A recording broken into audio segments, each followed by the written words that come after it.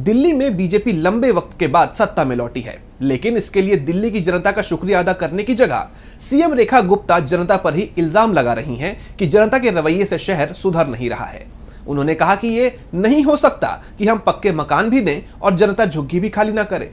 किस तरह रेखा गुप्ता ने दिल्ली की जनता की बुराई की, आप भी सुनिए। जरूरी था कि झुग्गी तोड़ी नहीं जाएगी अगर मकान नहीं। देखिए, ये जो लोग एक दुष्प्रचार करना चाहते हैं, राजनीतिक रोटियां सेकना चाहते हैं, उनको शहर चलाना कभी उन्होंने सोचा ही नहीं। उनका ध्येय चुनाव लड़ना, चुनाव जीतना ध्येय था। एक देश की राजधानी, उसको कैसे चलाना है, हर वर्ग के लोग जहां हैं, सबकी सुविधाओं का ध्यान रखते हुए, टैक्स पेयर का पैसा आ रहा है कि पूरे शहर की सुविधाओं में लगना है, प्रशासन चलना है। फिर कभी दिल्ली बाढ़ में ना झुलस जाए, फिर दिल्ली प्यासी ना मरे, फिर दिल्ली गंदगी में ना रहे, फिर पहाड़ खत्म करने हैं, नदी साफ करनी है। ये सारे काम कैसे होंगे?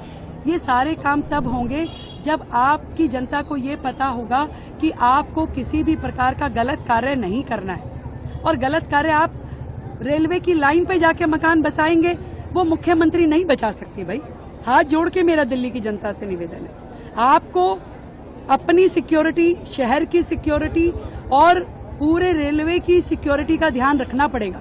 कल को किसी ट्रेन का एक्सीडेंट होता है, कोई गाय रेलवे लाइन पे कटती है, कोई व्यक्ति उसके नीचे आ जाता है, किसकी जिम्मेदारी होगी? एक तरफ हम मकान देने की बातें कर रहे हैं, हम मकान दें और उसके बाद भी लोग उसी झुग्गी को पकड़ के बैठे तो कैसे चलेगा?